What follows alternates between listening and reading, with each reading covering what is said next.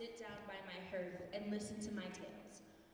Before I take you on a sweeping journey through the trenches of sorrow and the peaks of blossoming love, I must kindly ask you to silence your communication devices, release your carrier pigeons while you can. Now sit back and relax as I conjure spirits of the forest to help me reenact the legend you will hear tonight. A story of brave princes, beautiful princesses, magic, and above all else, love. Now I present to you Once Upon Appella.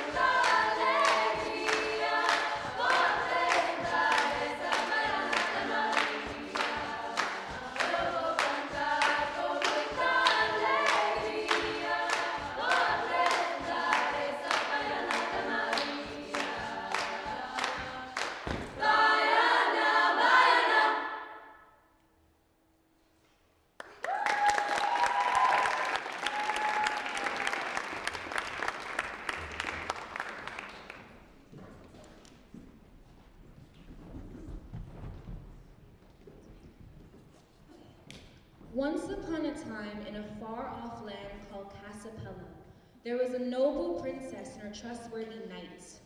The knight had served the princess loyally for years, but rumors began to circulate, and the knight was suspected of committing treacherous behavior against the king and queen of Appella.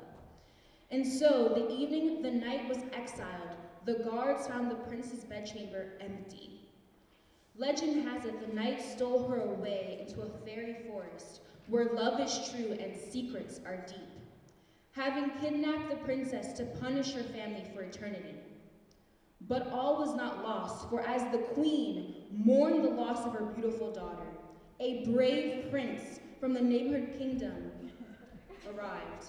He had luscious soft hair and a charming smile that could woo even the strongest-hearted maiden. The townspeople of Cappella sang of his charms day and night. After all, he was smoothest and most charming opera that Cappella had ever seen.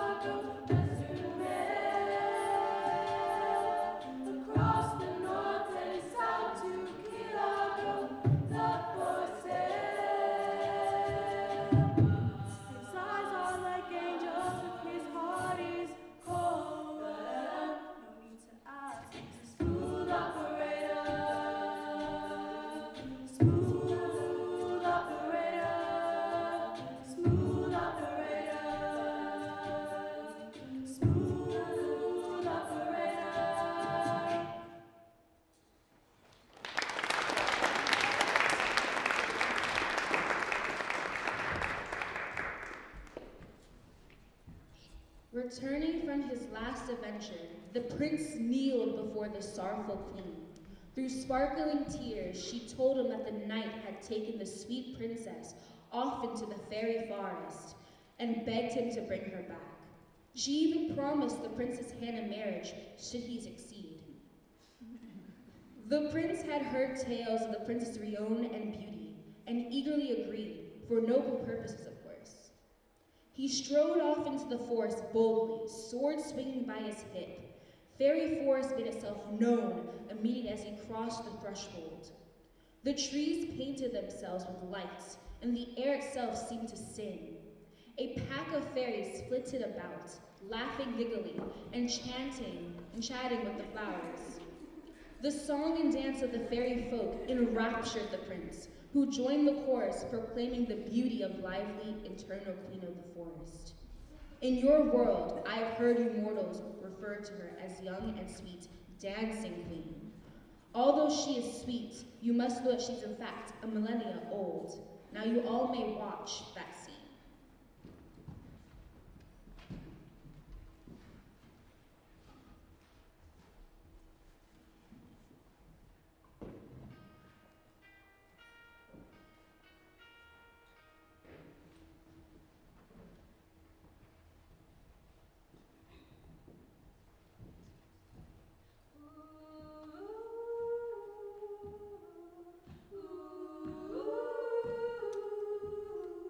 Ooh.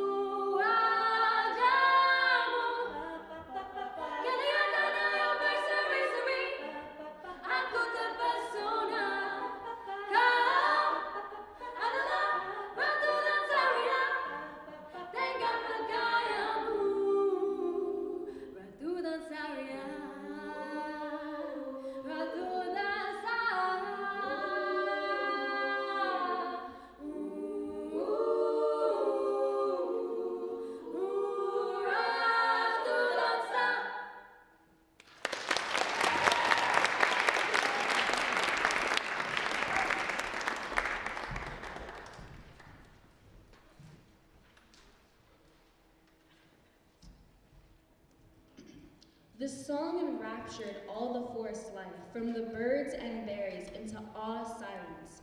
However, unbeknownst to the giblets crowd, a wolf lurked nearby. She licked her lips, craving the soft, easy flesh of the parting fairy. Just as she was about to pounce, the crowd quickly parted, and she stumbled backwards, having missed her chance. She stalked off, sulking. The masses, previously recused, were moved to solemnity and reverence as they caught sight of the majestic figure in the distance. With the grace of the fresh rays of morning sun falling through leaves, the beautiful queen of the forest, who was definitely the monarch of only one kingdom,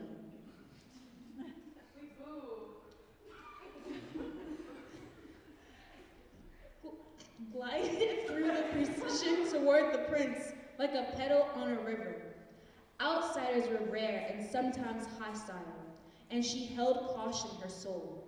Then she, in a voice that twinkled like the stars, asked the prince what he was doing trespassing on fairy land. The only reason she hadn't struck him down, she said, was because of his prized, stunning voice.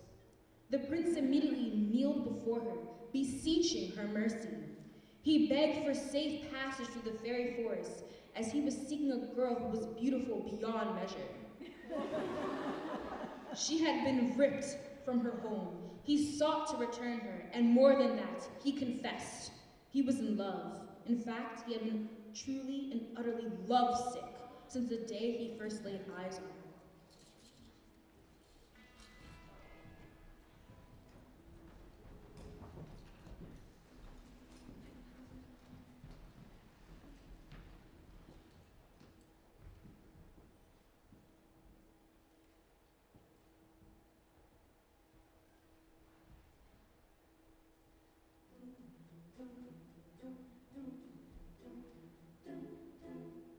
Floorboards creaking in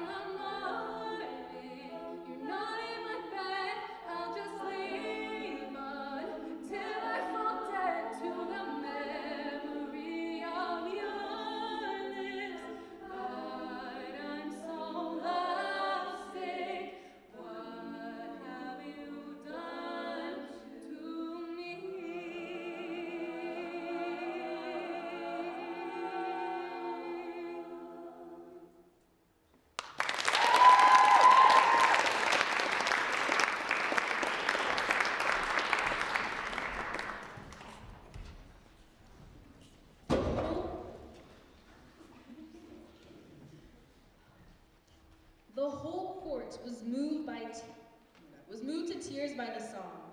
An elven girl stepped out of the crowd, offering an escort to the darkest depths of the forest. She could keep an eye on him, for if he had stepped out of line or protect him from any dangers they may encounter. The two set out on a journey to confront the treacherous knight, heading toward the heart of the forest. It wasn't long before he encountered a witch, brewing up a potion of toad legs and salamander eyes. She looked up with a menacing smile, and the elfin prince drew their weapons. Yet instead of a cackle or crash of lightning, she simply whistled and summoned hundreds of birds to her side. To their shock, the witch was not ugly or violent, but rather beautiful and mischievous like the other spirits that frequent the woods. She cared not for the tales of woe and agony in searching for love. What she did care for, though, was the golden-crested jewel hilt of his sword. She had been searching for a gold-plated ruby as the last ingredient for an immortality spell. The prince gladly made the trade, and under the cover of night, he and his elven companion easily slipped into the dark tower where the princess was being kept. They snuck past the knight's room on the ground floor of the tower, who was none the wiser if they'd ever been inside. And as luck would have it, when they reached the tip of the tower, there were no chains to free the sleeping princess from. By the time the sun rose, they were gone.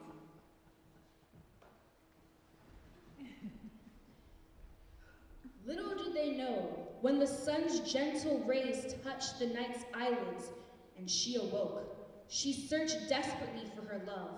After all, she had a different story.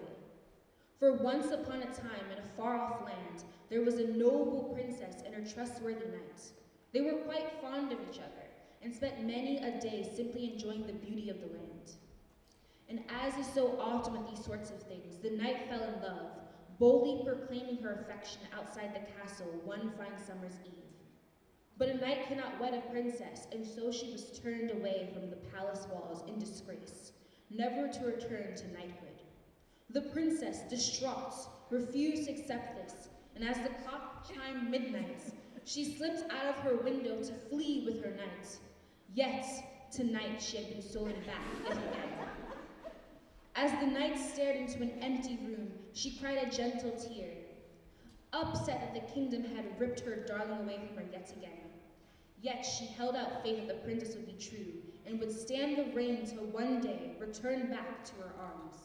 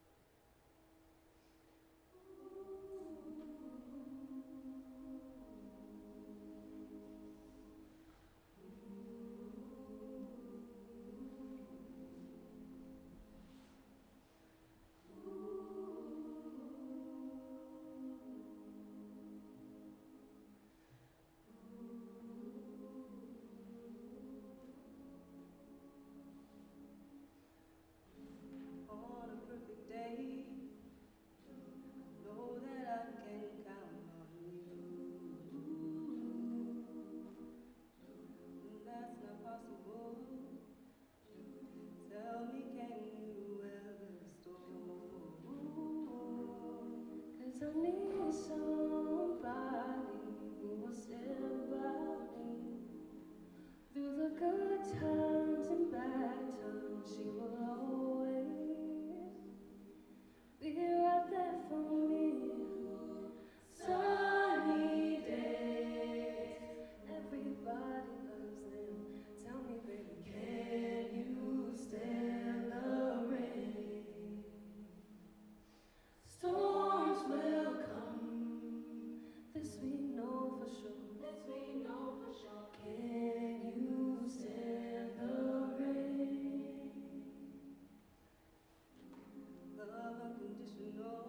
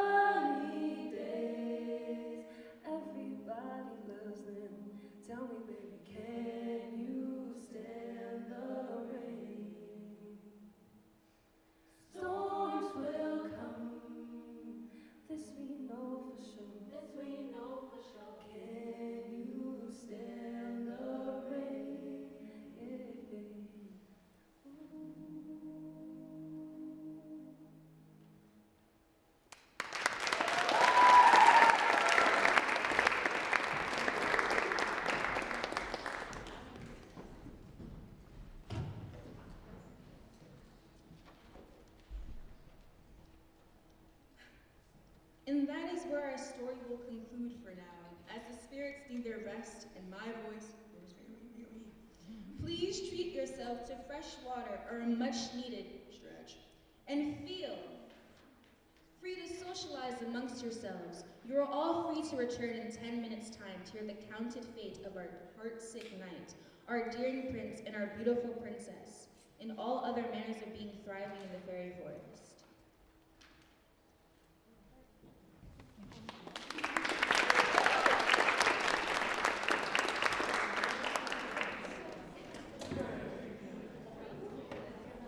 But before you decide to walk away, we have a special guest. Uno!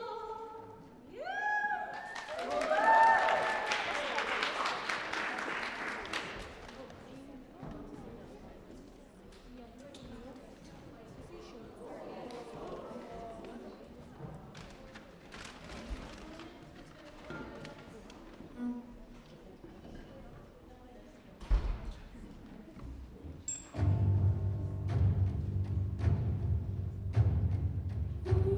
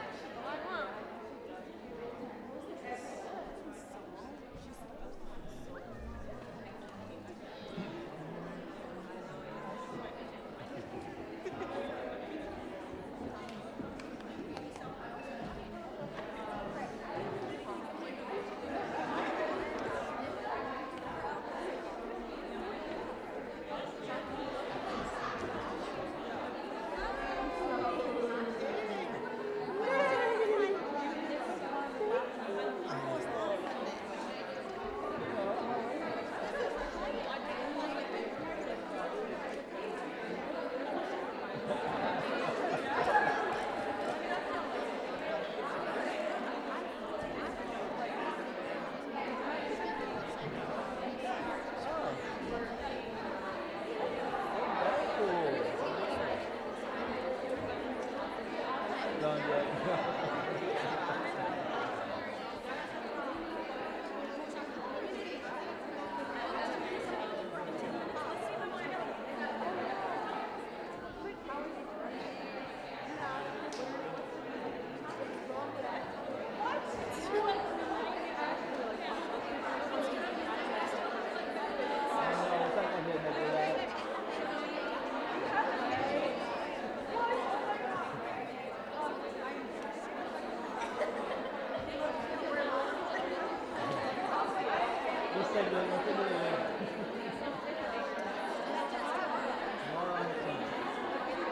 You're gonna be there tomorrow.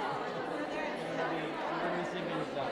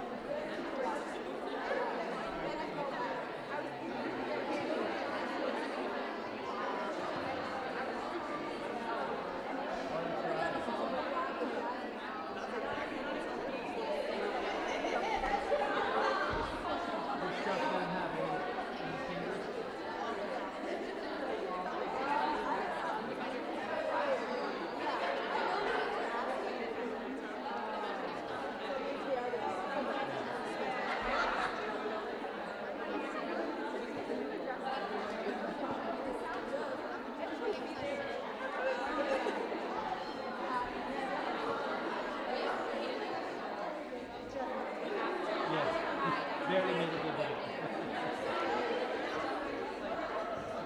Last weekend.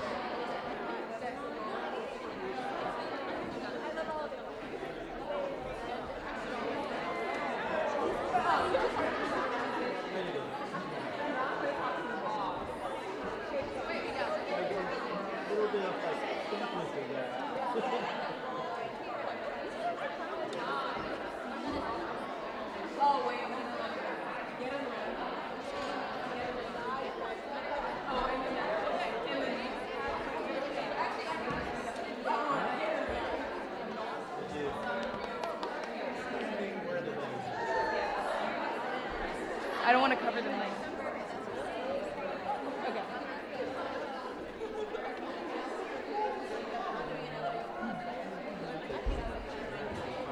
Wait, let me know. I'm going to go up a little bit.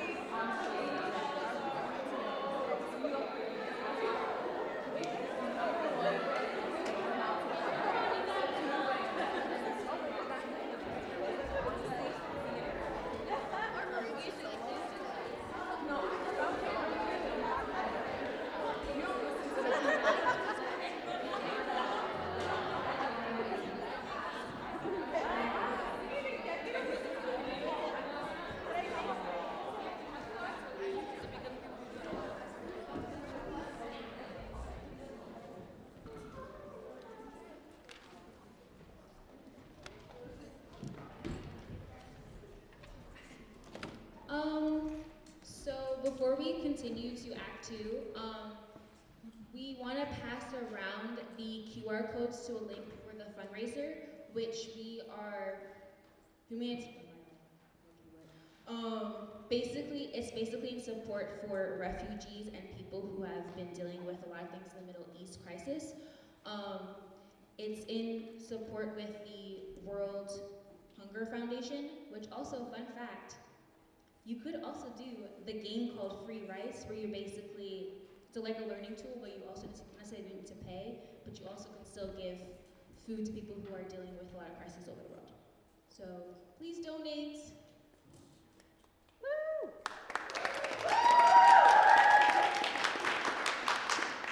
Loki, that came from the top of my head, I'm sorry.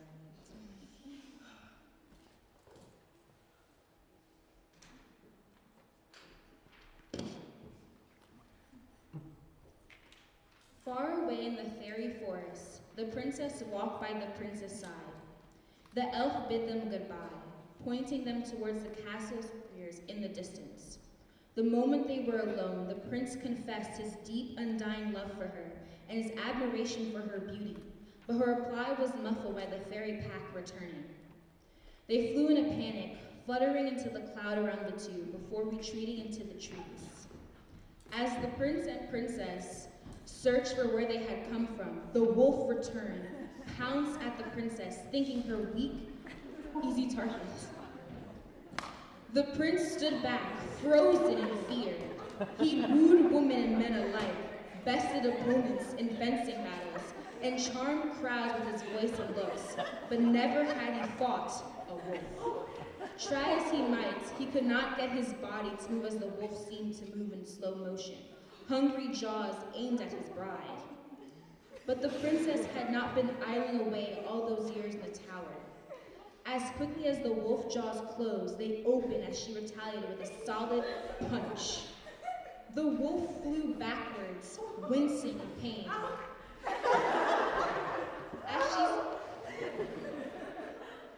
As she skittered off, the princess dusted off her dress and animosity looked at her prince, who hadn't moved a single muscle the entire exchange. How could she trust him to be real and look out for her if he couldn't even protect her from a single wolf?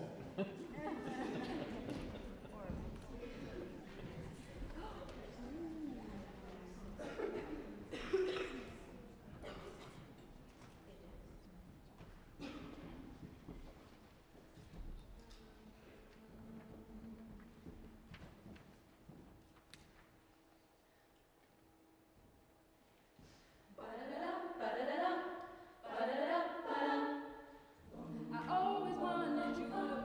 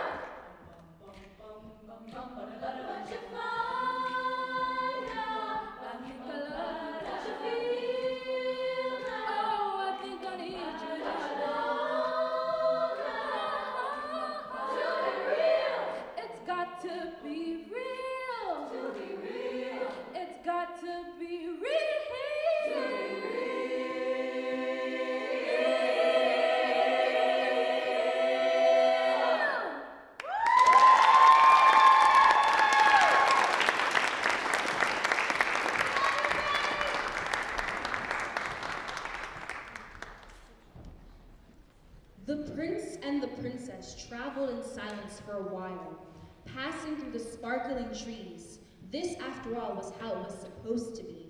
A prince and princess with an enemy left far behind, soon to be wed under glistening stars and sapphire roofs, truly and deeply in love. Yet the princess couldn't shake her doubts. Something in her heart told her this was not how the story should end. As the castle neared the distance, the princess was seized by memories. Before she realized it, she stopped in the middle of the forest, tears streaming down her face. She had more happy memories out in the fairy forest, in the stuffy, dark tower, sharing plain broth with her best friend and lover, then back at home in the gilded castle. With the start, the princess realized that her happy ending was not with the prince after all. She had been falling in love since the day she met her knight in shining armor.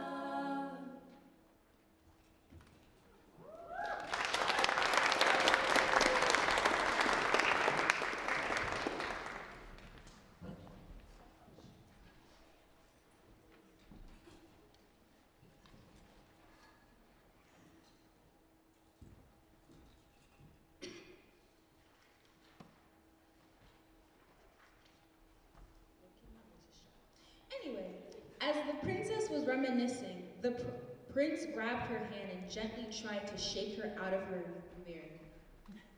She pulled away, shaking her head. She could not love him. She could not be his perfect fairy tale lover, for her heart already belonged to another.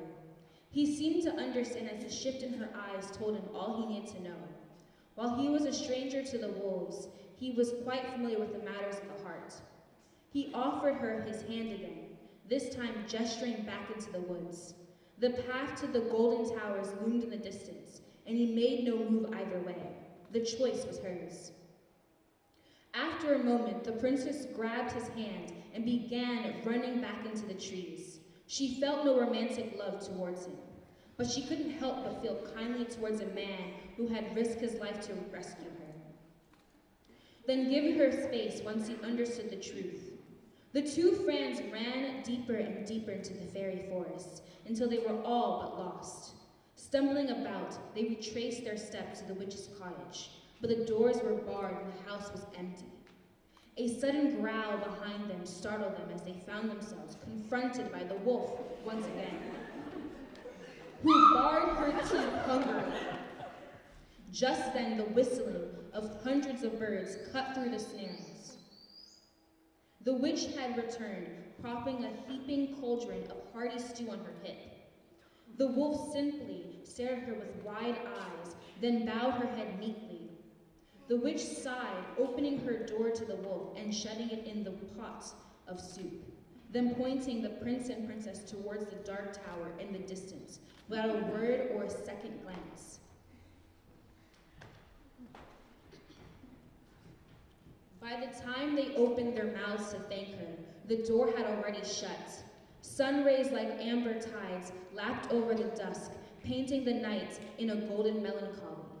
She stared out the window towards the distant castle, wondering when the princess could return, slipping away for a stolen moment. Perhaps it could be days, Perhaps it could be years. All she could hope was that she would return at all. The night worried the princess had ran off with the prince, having gotten sick of her company. They both grown up on the stories, after all. And the princess had always talked about how she would ride off into the sunset with the prince one day. A knock at the tower's lowest door interrupted the night's rummaging. And after a pause, she decided to go down to confront the visitor. If she was to be arrested, at least she would be dragged back to the kingdom to see her love one last time. The door creaked open as she bid her heart's joy goodbye, only to jump as the princess she had been thinking of stood, disheveled and grinning, at the very own tower door. The princess's words rushed out after she caught her breath. She simply said, "I love you, I want you back."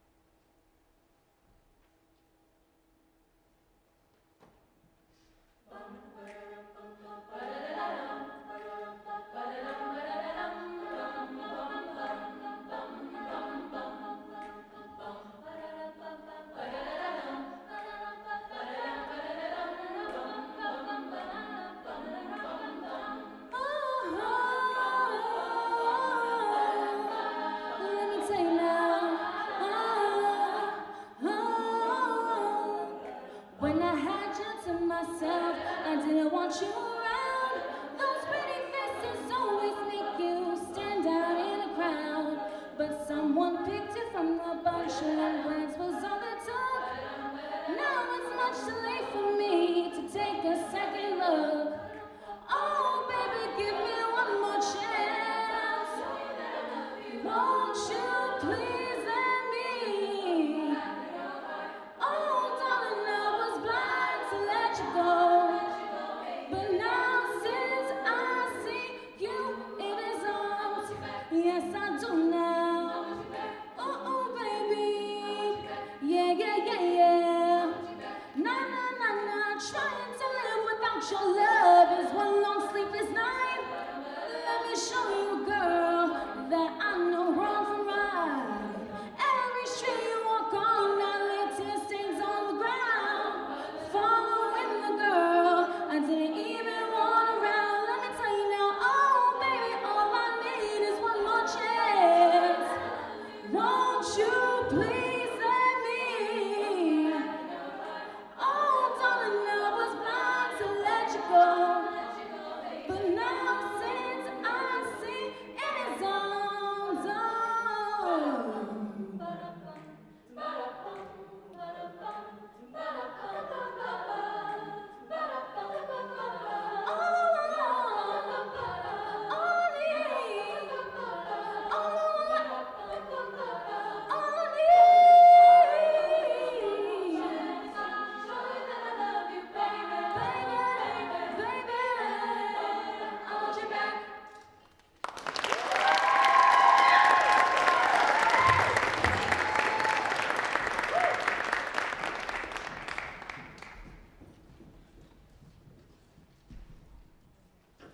The knight couldn't believe her ears. The women embraced each other as the prince stood back, watching with a grin. He wished them luck, planning to head home and tell the journey had been fruitless, as the prince had long been gone. He would protect his good friends no matter what. Plus, he was a prince, so he couldn't really face any consequences. The forest creatures and spirits gathered around the lovers, sensing a finale. The princess and her knight were finally reunited, and the princess thanked all the magical people and creatures she met along the way to find her true love. She knew they would have to leave the forest, so it was time for a parting song to wish her newfound companions luck and love wherever their journeys might lead. And welcoming past members, Jeremiah, Jackie, and Finna.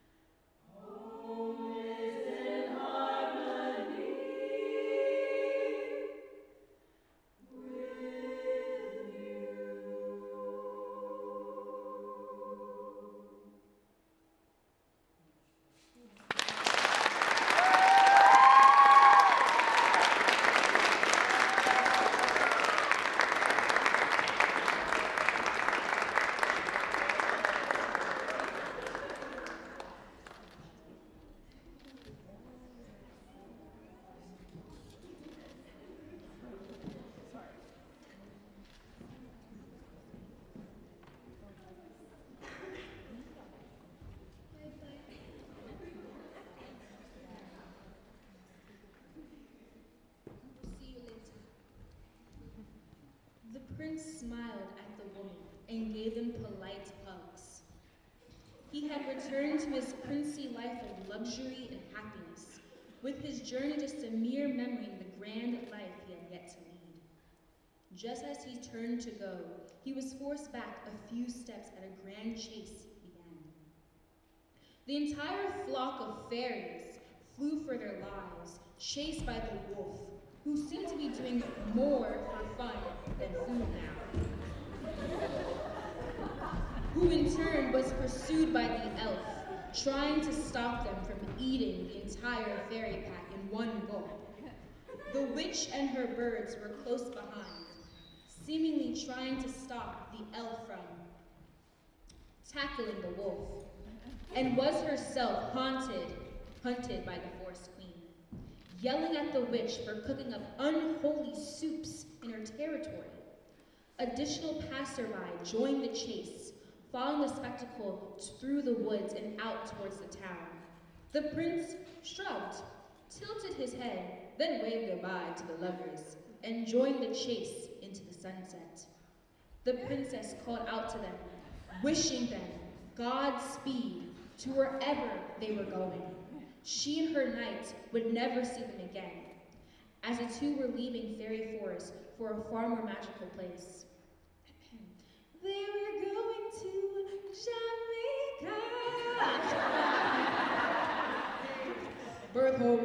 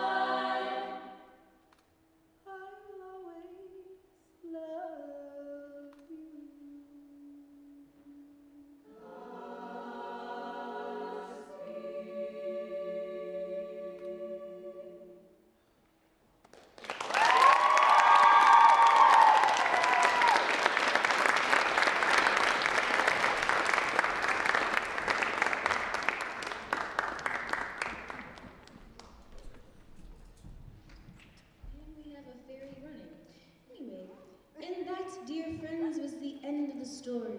Thank you all for coming to our final jam, and please, as our characters here did, live happily ever after. The end.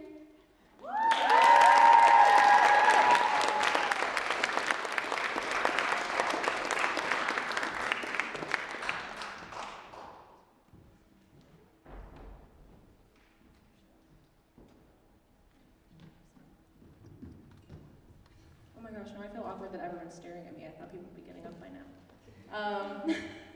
Hi everyone, my name is Inez. I'm the social media manager of POCappella. And before I let you all leave tonight, I want to call up our two amazing, beautiful, and immensely talented seniors, Tiff and Nadia. Please, Tiff, come here. Come on, Tiff.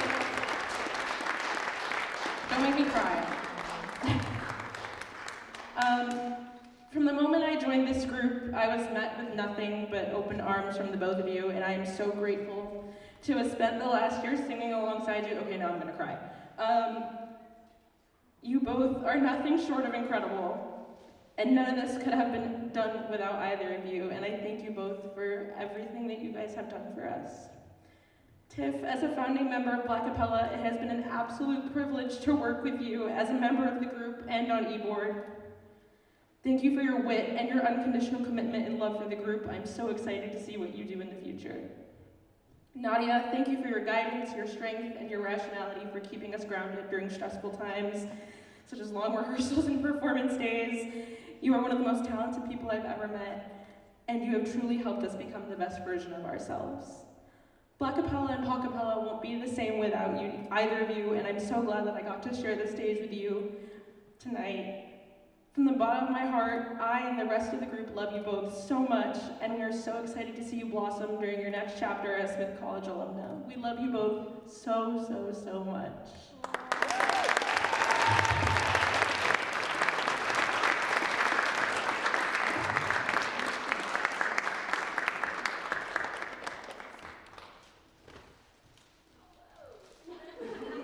Whoa, where did these flowers come from? From the magical horse. Yes, give it Thank you.